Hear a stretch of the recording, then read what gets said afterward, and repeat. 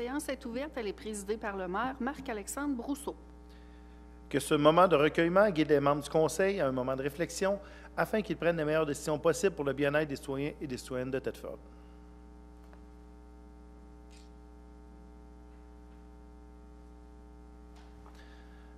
Alors voilà, bienvenue dans la salle, bienvenue aux gens qui nous écoutent à la maison.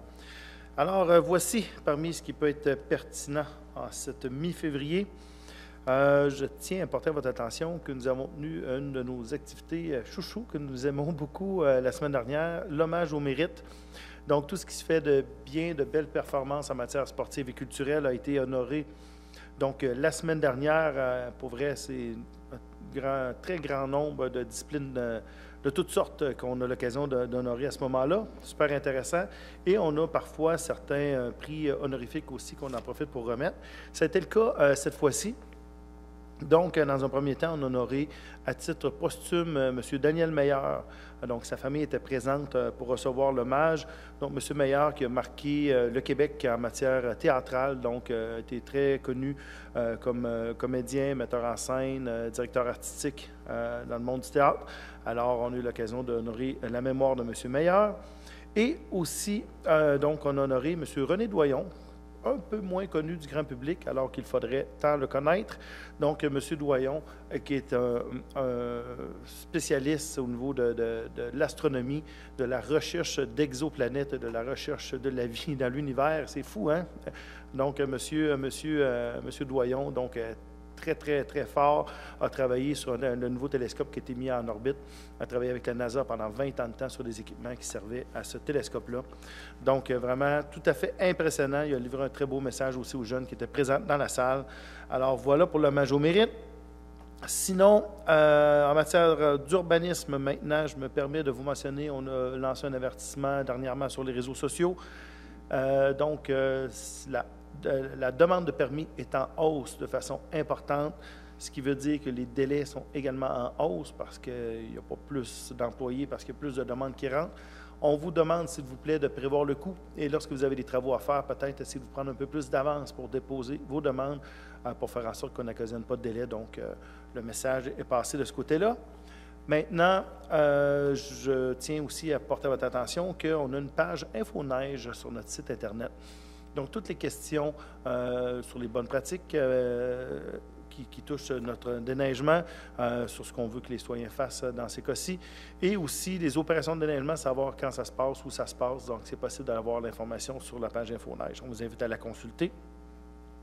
On a lancé dernièrement aussi des inscriptions pour les camps de jour pendant la semaine de relâche. Donc, si vous avez vos enfants pendant la semaine de relâche et vous cherchez à les occuper, alors c'est possible avec les camps de jour qu'on a mis en place.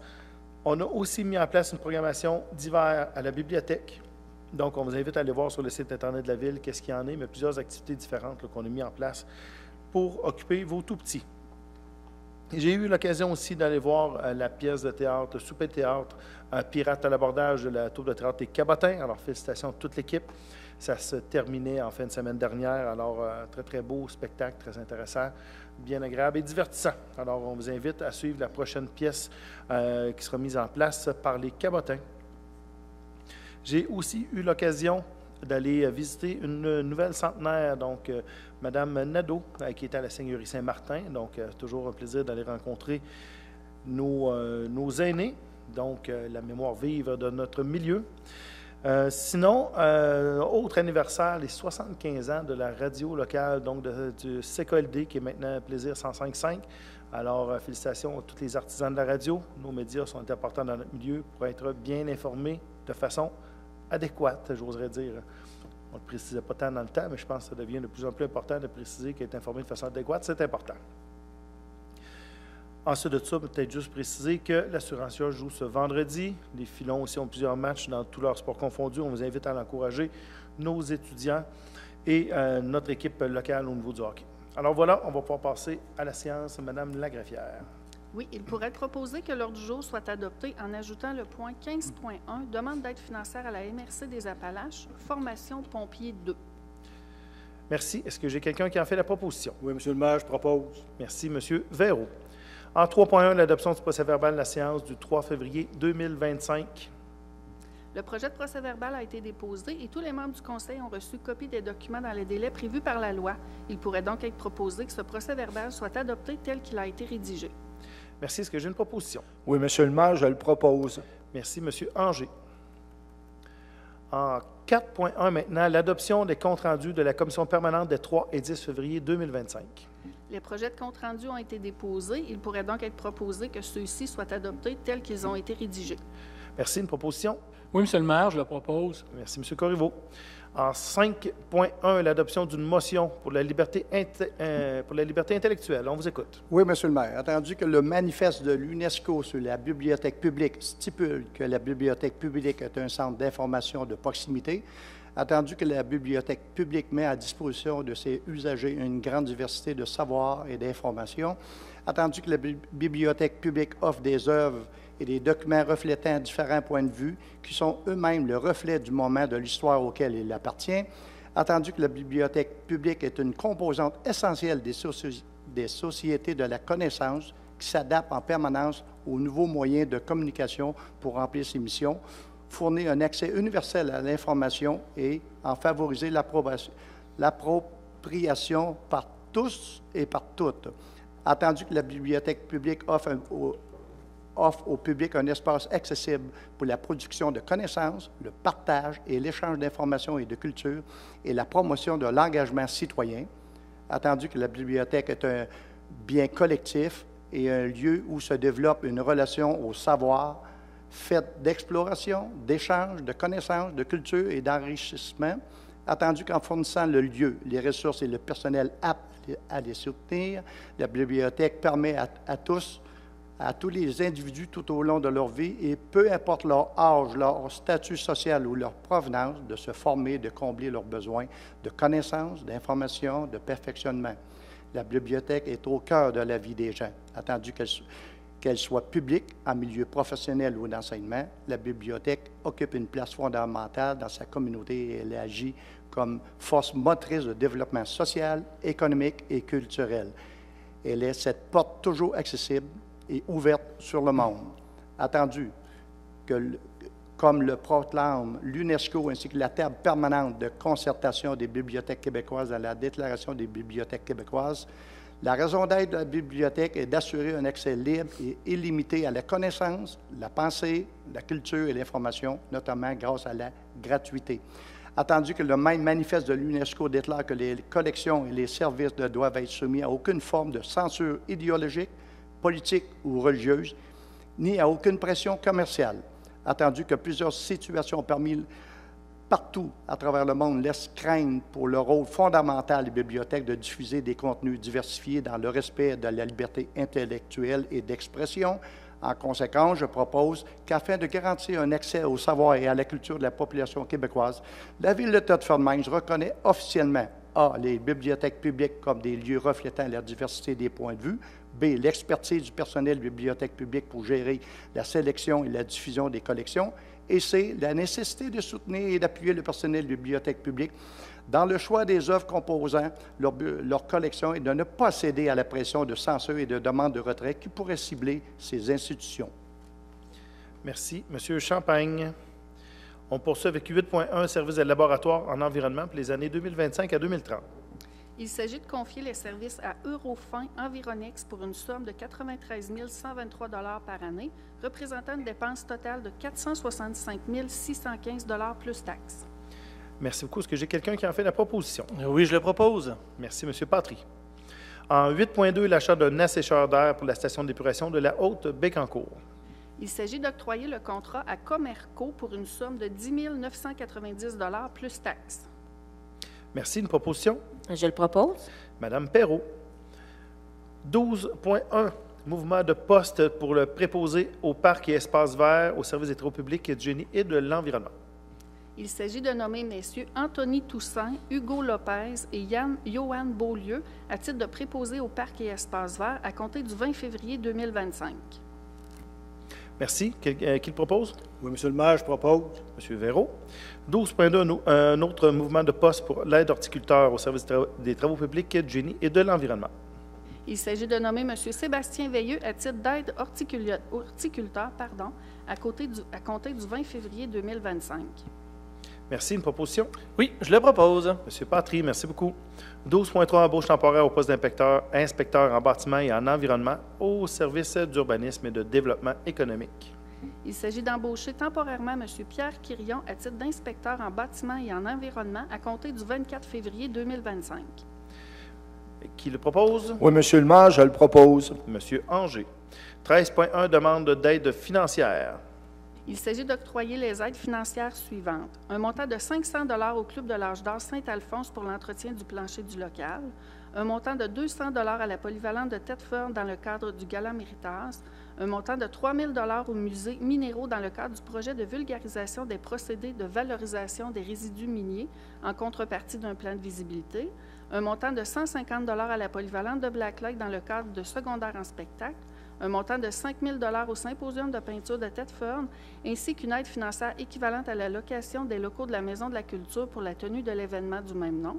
Un montant de 800 $ à l'équipe Fesse de Bœuf pour le tournoi de softball Pat-Cyr, la Fesse de Bœuf, ainsi qu'une aide financière équivalente à la location du terrain de balle Notre-Dame et du Stade des Jardins. Un montant de 1 000 $ à Volleyball Thetford dans le cadre des tournois intérieurs et extérieurs en contrepartie d'un plan de visibilité. Et un montant de 950 $ pour les pompiers de la ville de Thetford Mines dans le cadre du tournoi de hockey au profit de la Fondation des pompiers pour les Grands Brûlés. Merci. Est-ce qu'on a quelqu'un pour en faire la proposition? Je propose. M. Champagne. On passe à 13.2, l'acceptation de la liste des chèques pour décembre 2024 et janvier 2025. Il s'agit d'approuver les bordereaux des comptes fournisseurs pour les mois de décembre 2024 et janvier 2025 pour des montants respectivement de 11 225 602,27 $ et 4 952 630,62 $. Merci. Est-ce que quelqu'un le propose? Je le propose. Mme Perrault. 15.1, demande d'aide financière à la MRC des Appalaches pour la formation Pompier 2. Il s'agit de déposer une demande d'aide financière pour la formation de pompiers dans le cadre du programme d'aide financière pour la formation des pompiers volontaires ou à temps partiel au ministère de la Sécurité publique et que cette demande soit transmise à la MRC des Appalaches. Merci. Une proposition? Oui, Monsieur le maire, je le propose. Merci, M. Corriveau. 16.1, autorisation de signature pour la programmation finale pour la taxe sur l'essence de 2019 à 2024. Il s'agit d'autoriser le responsable du volet Génie et Environnement à signer pour et au nom de la Ville tous les documents nécessaires dans le cadre du programme TECQ 2019-2023. Merci. Est-ce que quelqu'un le propose? Oui, je le propose. M. Patry. On arrive à 17.1, demande de modification à la MRC des Appalaches pour le plan régional des milieux humides et hydriques. Il s'agit de présenter une demande à la MRC des Appalaches afin d'apporter une correction au plan régional des milieux humides et hydriques. Merci. Une proposition? Oui, Monsieur le maire, je le propose. M. Anger. 18.1, programme de fonds de legs des Jeux du Québec récapitulatif 2024. Il s'agit d'autoriser une dépense de 19 799,50 $ prise au surplus affecté aux legs des Jeux du Québec. Merci. Une proposition? Je propose. Merci, M. Champagne. 18.2, programme de fonds des legs des Jeux du Québec, les sommes restantes. Il s'agit d'abolir les catégories déterminées au programme de bourse visant les jeunes athlètes de 12 à 17 ans et de regrouper les montants en un seul fonds. Merci. Une proposition? Oui, je le propose. Mme Perrault. 19.1, adoption du règlement numéro 1030, projet 2022-01 pour un emprunt pour la piscine Notre-Dame. Mme Lagreffière. Ce règlement a pour objectif d'autoriser un emprunt de 7 millions pour des travaux de construction d'un bâtiment de service et d'une nouvelle piscine extérieure au Parc Notre-Dame. Depuis l'adoption du projet, le règlement n'a pas été modifié.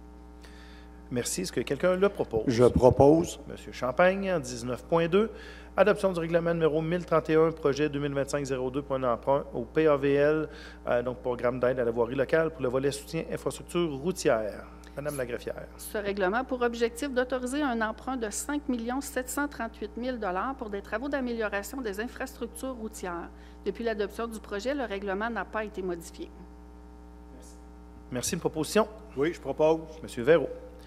En 19.3, l'adoption du règlement numéro 1032, projet numéro 2025-03, toujours pour un emprunt PAVL pour le chemin Sabot-d'Or. Madame la greffière. Ce règlement a pour objectif d'autoriser un emprunt de 141 500 $ pour des travaux d'amélioration des infrastructures routières. Depuis l'adoption du projet, le règlement n'a pas été modifié. Merci. Est-ce qu'on a quelqu'un qui le propose? Oui, Monsieur le maire, je le propose. Monsieur Corriveau. 19.4, l'adoption du règlement 1033 pour un projet 2025-248Z pour autoriser des habitations multifamiliales de type jumelé et en rangée sur la rue Lapierre. Monsieur le maire, je voudrais juste déclarer mon intérêt pécuniaire dans ce dossier. Merci, Monsieur Patry. Madame la greffière, à votre tour. Ce règlement a pour objectif de modifier la grille des spécifications pour y permettre les habitations unifamiliales jumelées et en rangée et augmenter le coefficient d'emprise au sol à 0,3. Depuis l'adoption du projet, le règlement n'a pas été modifié. Merci. Une proposition? Oui, Monsieur le maire, je le propose. Madame Perrault. En 19.5, l'adoption du règlement 1034, projet 2025-249Z, toujours pour autoriser les habitations unifamiliales et bifamiliales jumelées, mais cette fois-ci sur la rue de la Nature. Madame la greffière.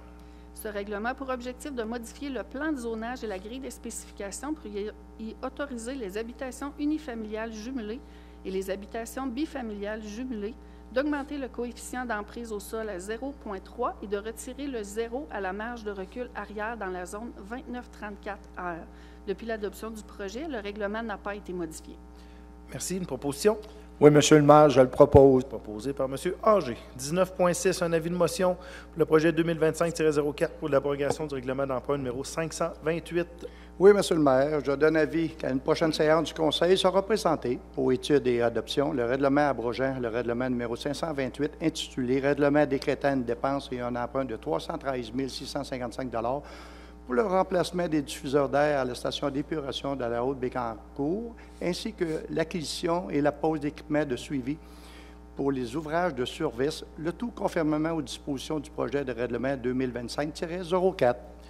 Merci. Monsieur Champagne, 19.7, adoption du projet de règlement numéro 2025-04 pour l'abrogation du règlement d'emprunt numéro 528.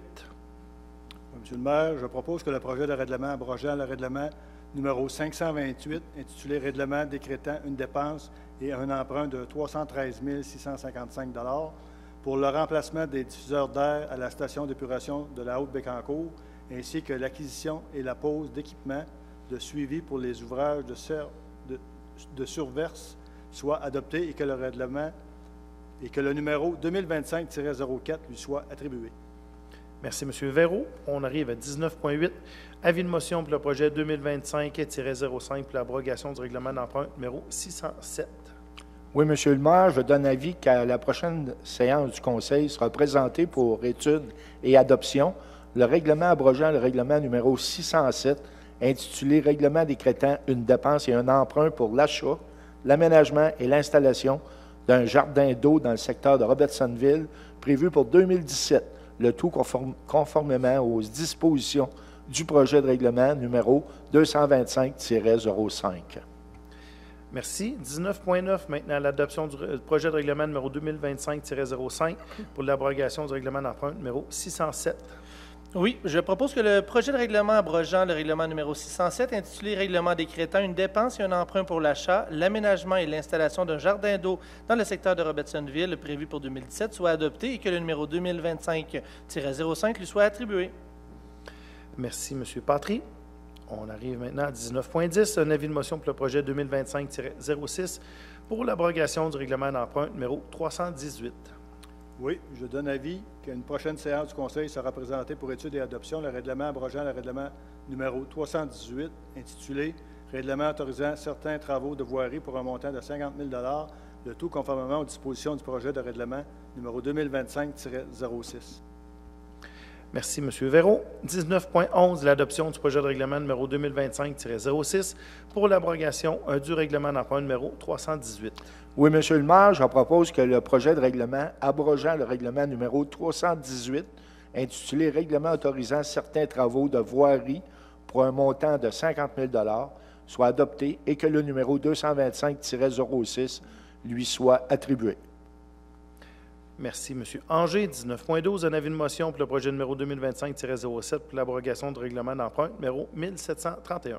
Oui, M. le maire. Je donne avis qu'à une prochaine séance du Conseil sera présentée pour étude et adoption le règlement abrogeant le règlement numéro 1731, intitulé « Règlement pour décréter des travaux de rénovation des infrastructures de la rue Labbé, de la 7e rue vers le nord, et autoriser un emprunt pour acquitter le coût, le tout conformément aux dispositions du projet de règlement numéro 2025-07. » Merci beaucoup, Mme Perrault.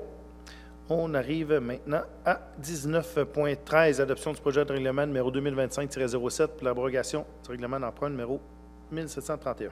Oui, M. le maire. Je propose que le projet de règlement abrogeant le règlement numéro 1731, intitulé « Règlement pour décréter des travaux de rénovation des infrastructures de la rue Labbé, de la 7e rue vers le nord, et autoriser un emprunt pour en acquitter le coût, soit adopté, et que le numéro 2025-07 lui soit attribué. Merci, Mme Perrault. 19.14, avis de motion pour le projet numéro 2025-08 pour la prévention des incendies. Oui, M. le maire. Je donne avis qu'à une prochaine séance du Conseil sera présenté pour étude et adoption le règlement sur la prévention des incendies, le tout conformément aux dispositions du projet de règlement numéro 2025-08. Merci, M. Corriveau. En 19.15, adoption du projet de règlement numéro 2025-08, toujours pour la prévention des incendies.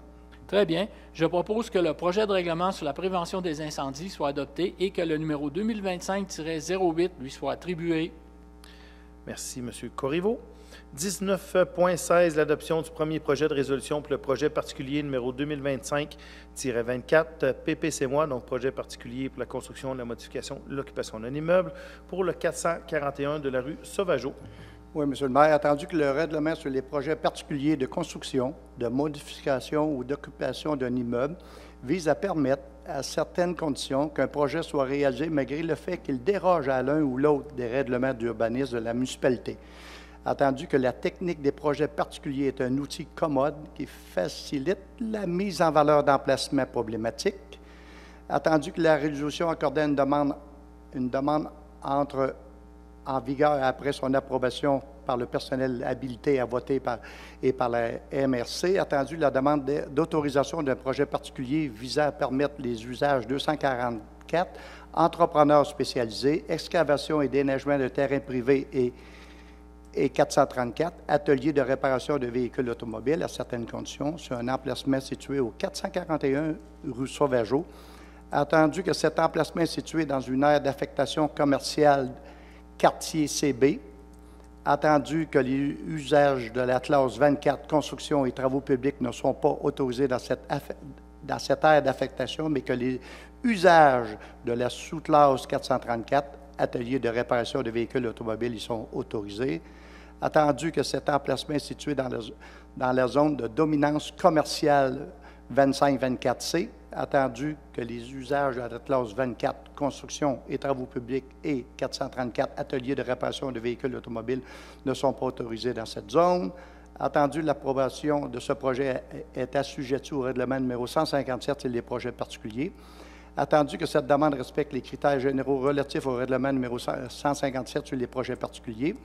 Attendu que ce projet particulier respecte les orientations du plan d'urbanisme 2.2.1, consolider les secteurs commerciaux existants 2.3.2, minimiser les impacts des entreprises industrielles implantées dans les quartiers résidentiels, notamment en prévoyant des restrictions sur l'entreposage extérieur, l'aménagement des terrains et la circulation des camions.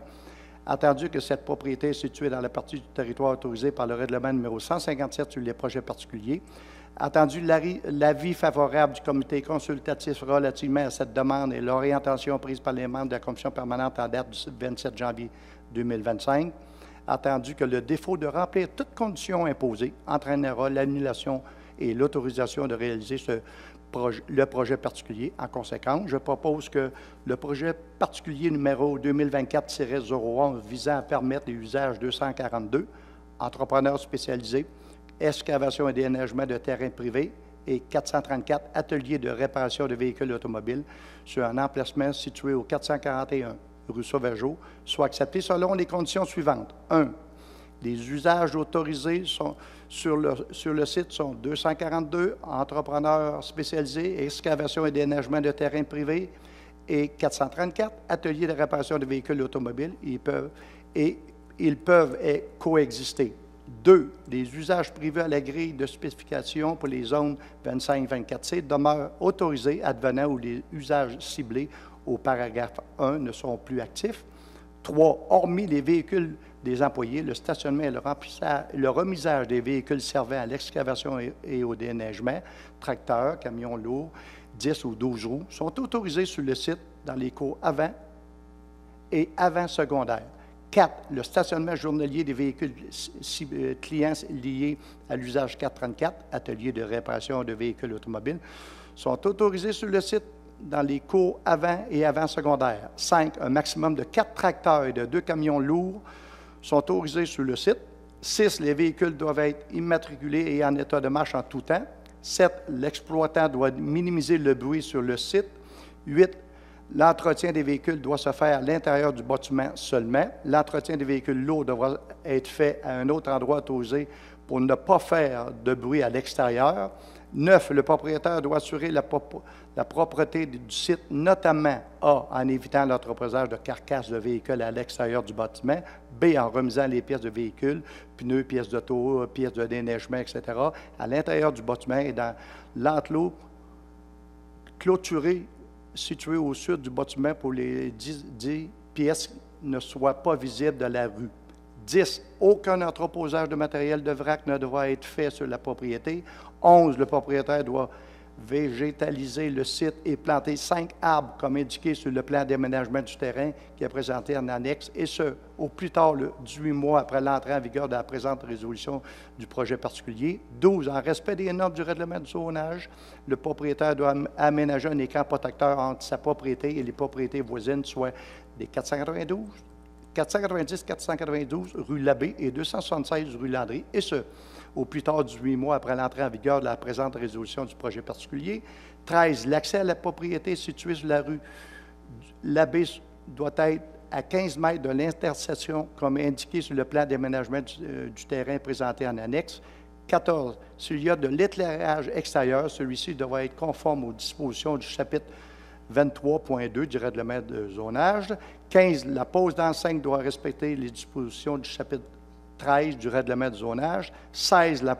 Le propriétaire doit s'assurer de la qualité de l'ensemble de la construction, que toute autre disposition réglementaire non incompatible avec la présente autorisation s'applique, que la présente autorisation donnée par le Conseil ne dispense pas le requérant à obtenir tout permis, certificat d'autorisation, approbation ou avis requis en vertu d'une loi ou d'un règlement municipal ou provincial.